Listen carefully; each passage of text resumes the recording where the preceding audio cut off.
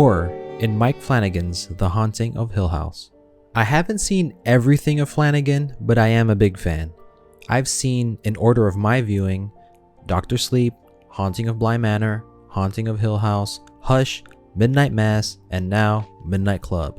And honestly, there are many amazing videos analyzing Mike Flanagan's work and his work on this show spectacularly already, and I urge you to watch them. But I need to make a point about the show before pointing out some things about the book in comparison, in my opinion, of course. So here we go. Talking a bit about what makes Flanagan horror, at the very basic level, he does have an affinity for jump scares, and I mention this because this type of scare, or horror if you will, is not really something that can be replicated in a book because it's something that's very visceral, a sensory overload more so than a scare. I have no vendetta against jump scares, but jump scares are kinda like crack. I assume I've never done crack, or any drug that builds tolerance over extensive use. It works super well at first, then you have to pick your spots and give some time between each one or they'll lose their efficacy.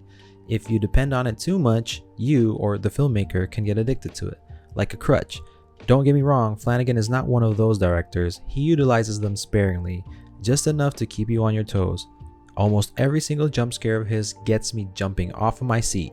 And even when they don't happen, I'm super scared that it might, which in a way, the anticipation is much more horrifying. But while jump scares are a staple of horror movies and shows, they are ultimately not what makes a horror movie good or bad. And it's not what makes Flanagan a really good horror auteur. In my opinion, what ultimately makes Flanagan's Hill House horrifying is intrigue. What Flanagan does well in his horrors is that his characters, specifically their flaws, are intrinsically linked to the horrors you see on screen. The characters he concocts, particularly the Crane family, are all flawed. The house, while being haunted, like explicitly haunted, is not ultimately what is a danger to the Cranes. Their flaws are what is a danger to them. The house exacerbated their flaws. The house turned their mother mad, which created a trauma for the rest of the family. And despite being away from the house for decades, the trauma from that house haunts their adult lives to the point of complete disaster unless they go back and face them. These traumas do manifest themselves as preternatural events, which we find out very quickly are actually supernatural. So let's go quickly by character. The bent-necked lady haunting Eleanor is intriguing because we don't know why it does so and who it is at first, but then we learn it's herself. She's always been haunting herself internally, which manifests as a ghost vision. Stephen doesn't believe in the supernatural, says they are preternatural. Until the end, when he believes his father and was like, "Oh, you didn't ruin my life, it was the house all along and the trauma that came with it," and ghosts are real. Shirley seems to hate everything. The only thing she likes is her job, an undertaker, which kinda started at Hill House, and she did see some weird stuff back then. Not sure why she continued to do something so similarly macabre, but the connection between the house and her future is obvious. Theo has the ability to sense people's emotions by touching them, hence the sexy black gloves. The irony here is, of course, that she cannot make great connections with people, despite being the only person in the world that can truly feel what others feel. This is emotionally horrifying because if she has that ability and still can't make emotional connections, then what chance does she have with connecting with anybody? Whether this ability started at the house or not, I'm not so sure, but the repercussions do. Luke, who if I remember correctly was almost poisoned by his psycho mom, and Nell was there too on that traumatic night. Thus, eventually he turns to drugs. The trauma leaves him depressed and yearning for happiness. The only real connection he has is the telepathic one he has with his twin, Nell. Again, why they have this twin connection, whether it's the house or some of the Cranes are just supernatural mutants, doesn't really matter. What matters here is that it is presented as a real ability. And that's it, the realness of it all. What I'm trying to tell you, how Flanagan depicts his horror in Hill House, something we cannot deny about the show, is that the ghosts, the telepathy, the emotion reading, the visions, the poltergeists, the dude fixing the grandfather clock, they are not preternatural, but they are actually supernatural. We see them as the audience, and the characters see them as well and experience them together.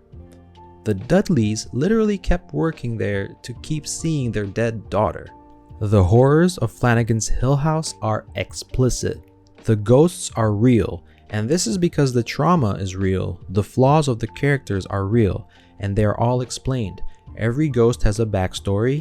Those that are not explained, because the others are explained, they are also assumed to have a plausible backstory, and they are real ghosts. The true haunting, of course, were the individual Crane characters' own flaws all along, and even these are ultimately explained by the trauma that originally came from the house. And once Hugh Crane zooted his ass off into the afterlife or purgatory or wherever he went at the end, he takes the responsibility of that trauma and indirectly fixes the flaws of the remaining Crane siblings, and they live happily ever after. They overcome their flaws and the hauntings stop. So, while the intrigue of the horror hooked the audience into the story, ultimately by the end, the intrigue is gone for the most part, particularly what has been haunting the Crane siblings. The unsolved things, like why the house is haunted in the first place, isn't explained, but it is implied that it's the history of the house that makes it haunted. But it doesn't matter anymore because the Cranes are okay. Once they overcome their fears and their traumas, the hauntings stop. So, okay, what a show, guys. I love this show so much. I mean, this is me at the climax. And I've loved Flanagan ever since. But there are some things I love more than this show. And one of these things is a book of the same name by one of my favorite authors, Shirley Jackson. Horror in Shirley Jackson's The Haunting of Hill House. Here is my copy of the novel. I loved it so much that I immediately bought and read 2 more of her works right after. These are them. Yeah, and this one was adapted into a movie, which I also dug. But the book, of course, was much more engaging simply because her language and imagery and her obvious symbolism into really dark themes, if you deep it enough, are just so magically genius and horrifying at the same time. She says a lot about our society without ever having to say anything about it, if you know what I mean. But yeah, back to the Hill House novel. The novel itself is relatively short. Not really a novella, but I finished it in 2 sittings, mainly because, to be honest, I couldn't put the book down. I was so intrigued from the first page to the last. And herein lies the main difference between the book and the show, because even after I finished the last page of the book, I was still intrigued. The horror lingers, and I'll explain why. But before I go on, I realize that most of you may not have read the book, so let me summarize it as fast as I can. If you have read the book and you don't need a refresher, you can just skip to the next chapter. Pre-cable TV ghost hunter Dr. John Montague, not the main character but an important character, is trying to prove to his academic colleagues that a manor in the northeast of the US, Hill House, is really haunted, like scientifically haunted. So what does he decide to do? Invite a bunch of random individuals that may or may not be quote-unquote gifted for a spooky sleepover.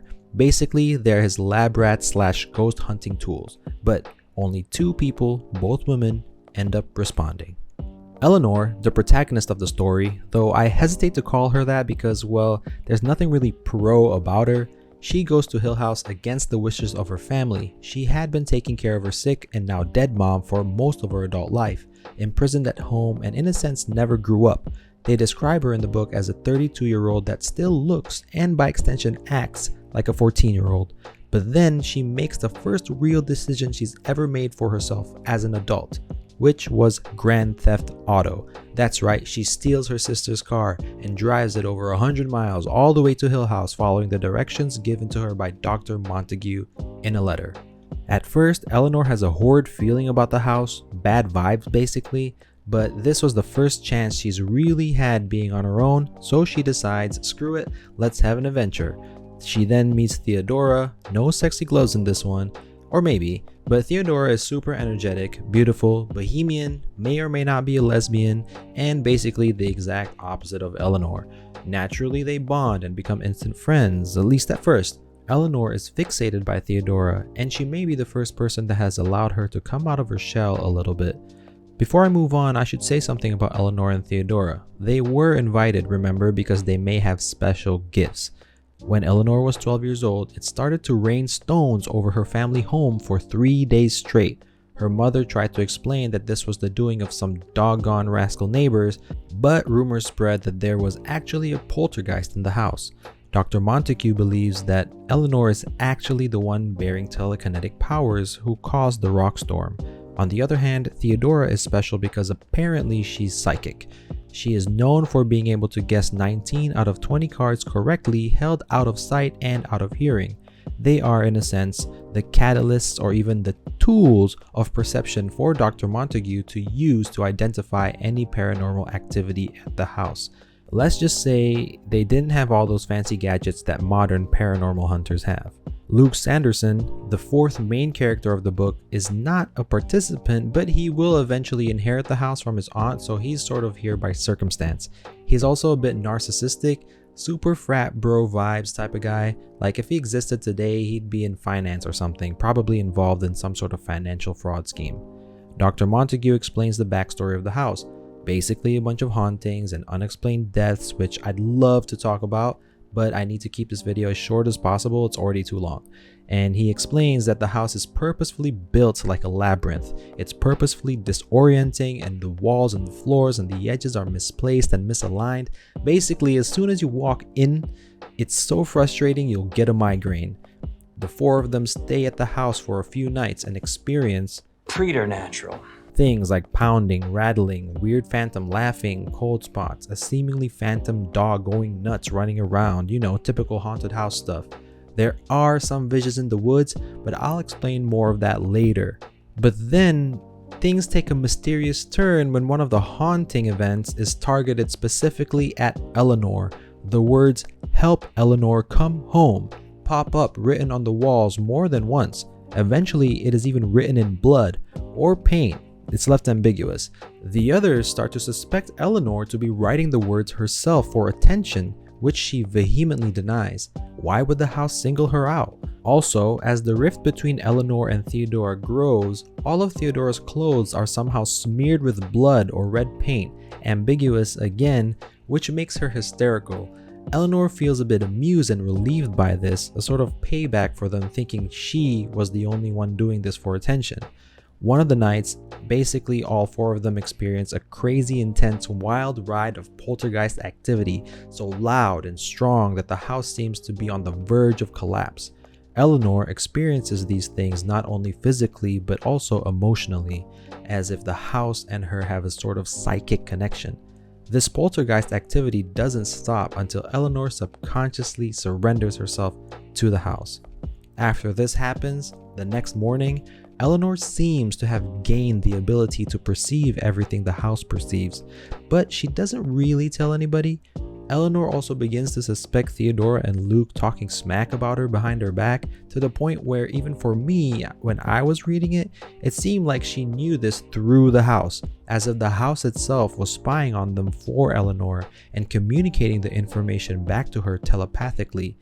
Whether this is actually happening or Eleanor is just starting to break down and become more paranoid, to me, it was left ambiguous when I was reading it. But because of all this and the tension rising between them, testing Theodora's friendship, whether it's genuine or not, Eleanor asks if she can live with Theodora after all this is over. Coldly, Theodora straight up denies Eleanor. As expected, Theodora ain't nothing but a fake-ass fugazi witch, which many of us readers would have guessed anyway from the beginning, since there are many people like her in real life, but the naive, no-life experience having Eleanor would not have caught on to this, and may have really thought their friendship or connection was real. That night, Eleanor is losing herself to the influence of the house, or to her mind, or both. It's left ambiguous again. She is causing a ruckus, banging on doors, running around, pounding so loud that the others wake up. She runs into the library and runs up a very precariously rotting staircase leading to a tower, implying that if she got up there, she would kill herself somehow like a previous tenant did, who I didn't mention to keep things short, but she really went 100% cuckoo at this point, doing things at the beckoning of her dead mother's voice, which nobody hears but her. The group tries their hardest to convince her to come down, but she refuses at first. Luke is forced to go up there and save her, Not because he wanted to, but he's the only person, like a young man, capable to. And when he does get Eleanor down finally, he straight up calls her an imbecile. I mean, Eleanor was going crazy, but Luke has no sympathy. The next morning, Dr. Montague and the others tell Eleanor that she has to leave Hill House before something really bad happens to her. They have noticed that her mental state is not right. Eleanor at this point feels like Hill House is her one true home and she cannot see herself separate from it. She cannot leave. She cries and begs as she is forced to get in her car and leave and go home. Theodora even tries to calm her down by lying to her, telling her that she will write to her and stuff, which obviously that's never going to happen, and Eleanor at this point can see right through her. Eleanor then gets in her car and drives away, but as she's about to leave the grounds of the house, she purposefully swerves off the driveway and into a large oak tree at full speed. Tragically, a split second before she crashes into the tree, she has a moment of clarity, realizing the foolishness of her action. But of course, it's too late. She crashes into the tree and dies. After all of this, Dr. Montague publishes his findings from Hill House, but all of his colleagues from academia think he's a kook, and eventually Dr. Montague is forced to retire from academia. Then we briefly see the house again, and the book ends on this line. Hill House, not sane, stood by itself against its hills, holding darkness within. It had stood so for 80 years and might stand for 80 more. Within, walls continued upright, bricks met nearly, floors were firm, and doors were sensibly shut. Silence lay steadily against the wood and stone of Hill House, and whatever walked there, walked alone. Before I get into the analysis of horrors in the book and how it compares to the show, I want to briefly talk about the flaws of Eleanor. If you're not interested in this, go ahead and skip to the next section. So here we go. Unlike the Netflix rendition of Hill House, there's really only one point of view we follow throughout the novel, and that is of Eleanor's. Despite a third-person narrator, it details the accounts mainly from Eleanor's perspective. And I say mainly because it's not first person, but at times it feels that way. Eleanor is naive to the world, as she has been nursing her sick mother for over a decade, and it is implied that she had basically been mistreated by her family all of those years. More like a maid than a daughter or a sister. Despite this, Eleanor feels terribly guilty for attempting to leave her past life, which haunts her in the form of paranormal at Hill House. The house becomes a mental prison that mirrors the physical prison she experienced living with her mother. The writing on the wall specifically targets Eleanor, and the red blood-stained clothes of Theodora leads Eleanor to clean up Theo and take care of her like Eleanor did for her mother. The hauntings of the house always pulls Eleanor back from truly maturing, always back into her old shell somehow, and by old I mean her childish self. These flaws are further highlighted by the bohemian Theodora, who is the complete opposite of Eleanor. It is Theodora that first points out Eleanor's infantile characteristics, which manifests not just physically, but by how she acts and dresses. Eleanor is constantly trying to impress others. She lies about having her own place to Theo and tries to flirt with Luke, even though it's obvious that she doesn't even really like his personality. It's obvious that Eleanor, despite being in her 30s, still thinks like an insecure teenager, always unsure of her actions and seeking approval. While she and the others get along in the beginning of the novel, the events of the house tears her apart from them more and more. Eleanor is a woman who never truly reaches womanhood because she rejects the domestic life, the role women played in the 1960s. She had always been forced to live a certain way. What she truly wants is freedom, and at a deeper level, becoming a housewife and moving to suburbia is the opposite of what she wants. This is represented by the house as suburbia, the father figure as Dr. Montague, and the male counterpart that is Luke. She's never had a boyfriend or any male figures in her life, and it's no coincidence that the moment two pop up, neither of them treat her very pleasantly and leads her further towards madness. Instead of gaining the affirmation or connection she needs from the other three, she is ultimately rejected, and thus she finds a connection with the house instead. She starts to see the others as seriously flawed individuals, further widening the rifts between her and them, to the point where she is expelled from the group after descending into madness. Ultimately, she fails to find freedom and connection, and as she dies, she never truly grows up. The horrors of Hill House, are they real? One of the main differences in the presentation of horror between the show and the book is that the book never truly commits to whether the occurrences actually happened or if they didn't. They are not real or tangible as Flanagan portrays his horrors in the show. As a matter of fact, none of the hauntings we experience in the book at Hill House occur unless Eleanor is present, and Jackson leaves it up to the reader to interpret whether they are truly hauntings or just a misperception of their minds, specifically Eleanor's mind. Let's go through the major horrors in the book. First, the poltergeist activity that they experience could be explained by a sort of group hallucination, or at the very least, if Eleanor is truly telekinetic, then her emotional connection to the house could be what is causing all the poltergeist activity. In other words, it could be Eleanor that is the one subconsciously causing the poltergeist telekinetically, as she did when she was a child with the rocks, instead of it being a ghostly haunting. Even the writing on the wall could have been Eleanor doing it herself due to her childlike need for attention, as the others claim. Like I said before, the narrator, even though it's in third person, is really linked with Eleanor's point of view, so it could be read as unreliable. Or she could have done it while in a trance-like state, as she was in the end of the novel, where she could have unknowingly become the haunting of Hill House in all her madness and forgot about it every time she wakes up. Thirdly, even her descent into madness at the end of the novel could be just that, a manic episode spurred by her lifelong stress and trauma, and how everybody in her life just tends to shit on her and treat her like garbage. Not necessarily the house having any sort of supernatural possession of her like Olivia Crane in the show, for example.